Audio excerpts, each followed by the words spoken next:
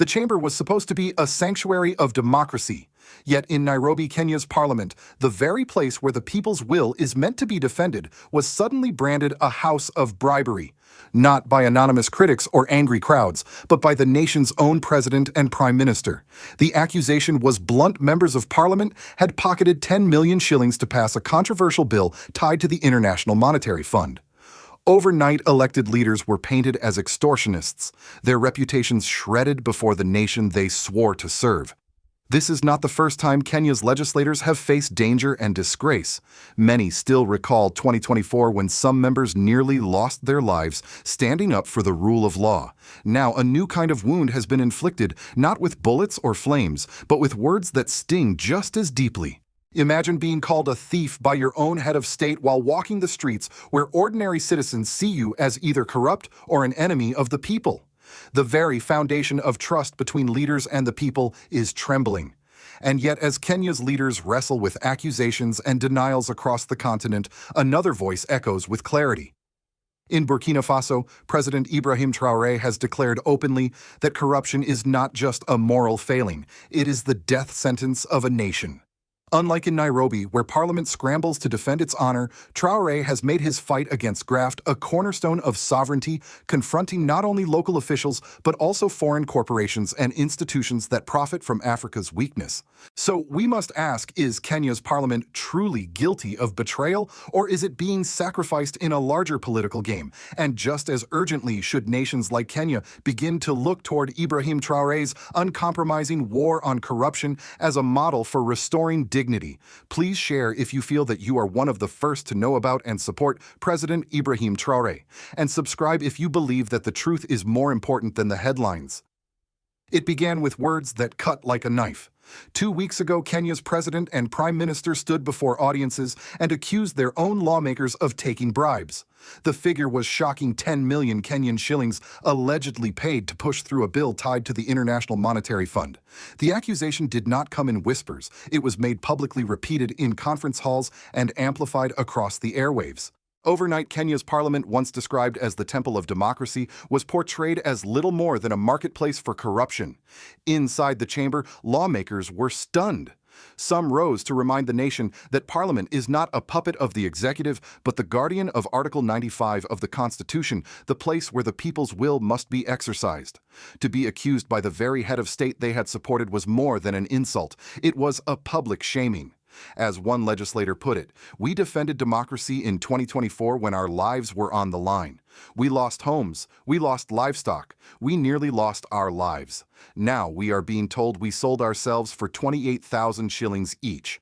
Is this justice? The heart of the controversy was a government-sponsored bill. Lawmakers explained that the bill had come directly from the president's office, intended to satisfy IMF requirements and remove Kenya from the dreaded gray list.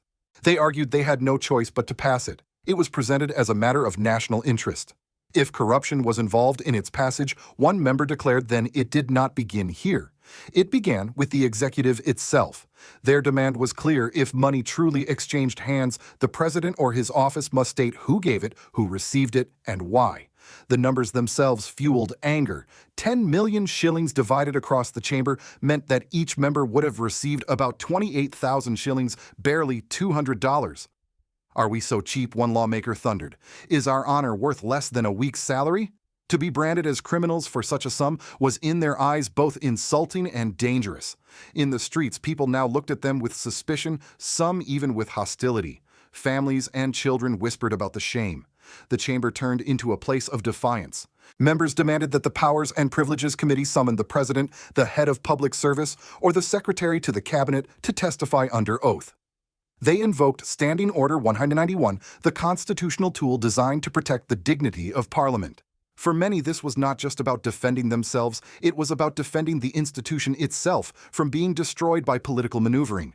But behind the walls of Parliament, the question loomed larger. Was this really about bribery, or was it about power members accused the executive of trying to weaken Parliament in order to seize control of the Constituency Development Fund and other critical resources? They want to portray us as extortionists, one MP declared, so they can strip us of the funds we use to serve our people. This is not about corruption. This is about control. As the shouting rose, some lawmakers turned to scripture.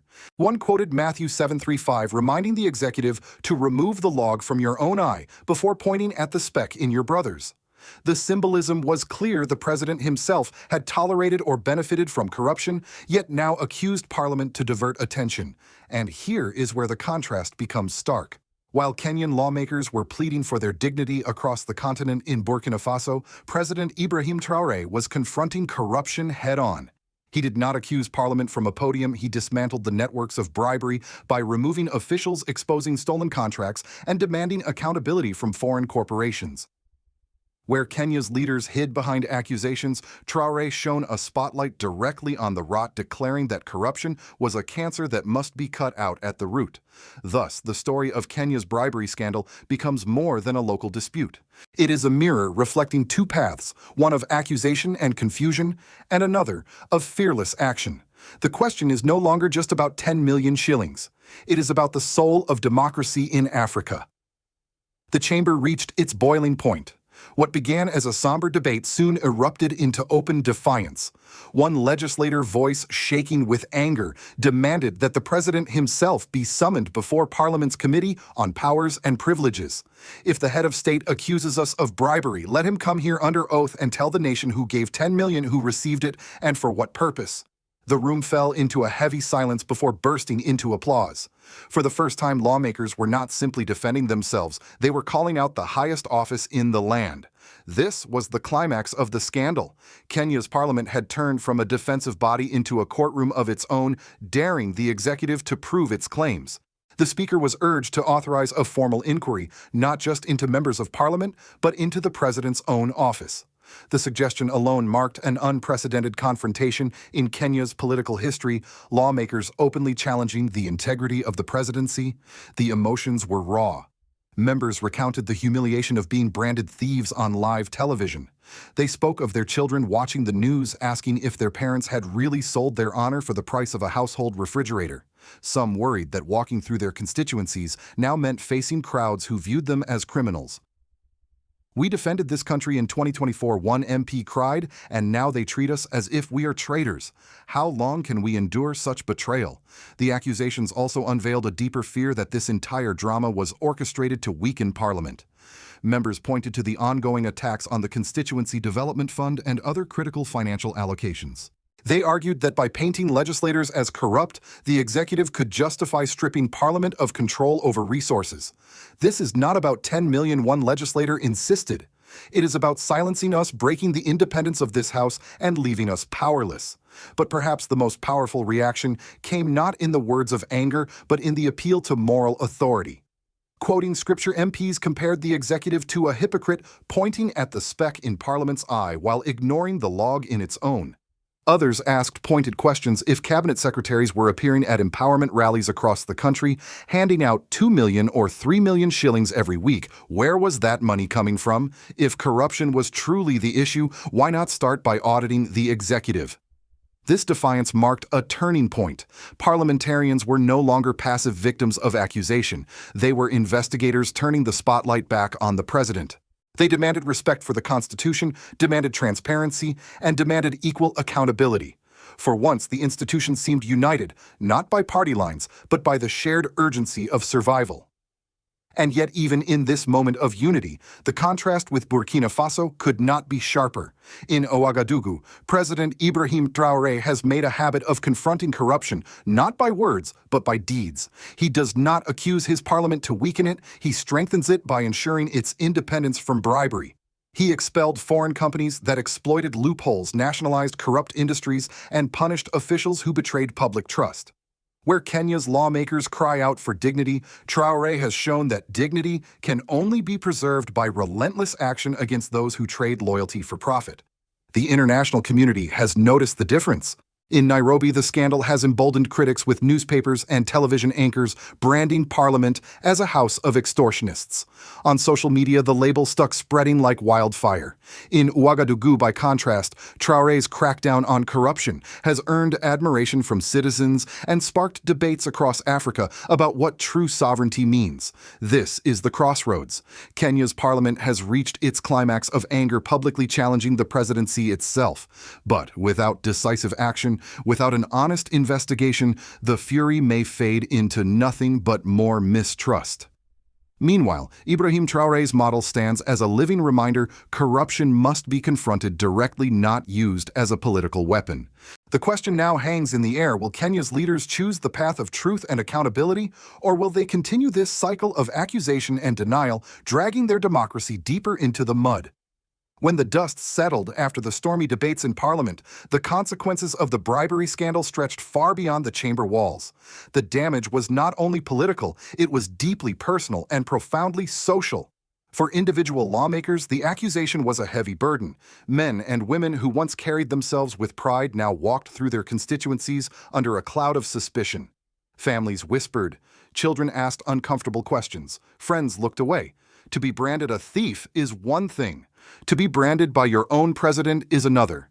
It stripped MPs of the very dignity they needed to lead. Some even feared violence, recalling the dark days of 2024 when defending democracy had nearly cost them their lives. For the public, the scandal deepened a wound that had long been festering: mistrust of institutions. Many citizens already doubted whether Parliament truly represented their voice. Now, with allegations of 10 million shillings exchanged for votes, the public's frustration hardened into anger.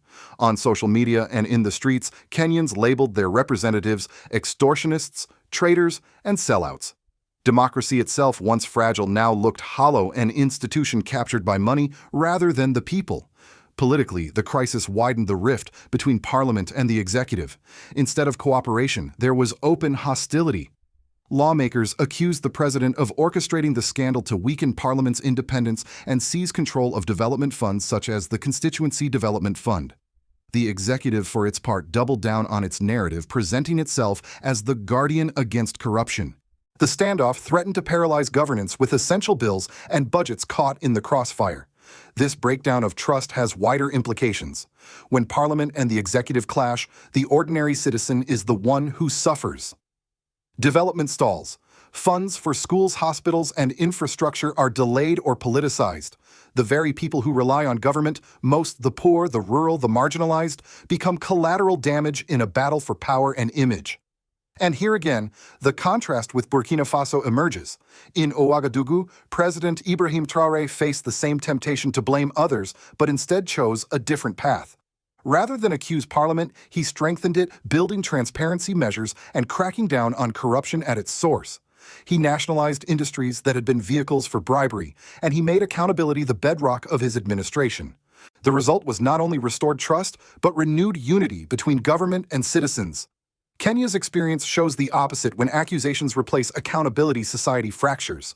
When leaders point fingers instead of producing evidence, politics becomes theater and citizens lose faith. This is the political and social cost of the scandal, not just the tarnished names of legislators, but the erosion of trust in democracy itself. Unless Kenya can find a way to turn these accusations into a genuine process of truth and reform, the nation risks sliding into deeper disillusionment. And as Burkina Faso's example shows, the only antidote to corruption is not rhetoric, but bold, decisive action. The scandal in Nairobi did not unfold in isolation. In a world where international finance and global politics are deeply entangled, the accusations of bribery in Kenya's parliament carried echoes far beyond its borders. At the heart of the dispute lies the International Monetary Fund. The controversial bill at the center of the scandal was not just domestic legislation, it was a requirement to remove Kenya from the IMF's gray list. For Washington and Brussels, this was more than a technical matter. It was about keeping Kenya aligned with Western-led financial systems. By passing the bill, lawmakers ensured compliance with international banking standards. But once the president accused them of bribery, the entire process looked tainted. To many in the West, it became easy to paint Kenya as unstable, corrupt, and unreliable. For the United States, the scandal created both an opportunity and a risk. On one hand, it allowed American officials to argue that Kenya still needs external oversight and reforms, reinforcing dependency on international institutions. On the other, it raised uncomfortable parallels. Americans know all too well the danger of political gridlock and corruption scandals. Watching Kenya's parliament openly defy the executive brought to mind their own frustrations with Washington politics. For older Americans especially, the question lingers: if corruption undermines Kenya's democracy, how different is it from the dysfunctions they see at home? Meanwhile, across Africa, the comparison was unavoidable. Leaders and citizens looked toward Burkina Faso, where President Ibrahim Traoré has rejected IMF dictates altogether.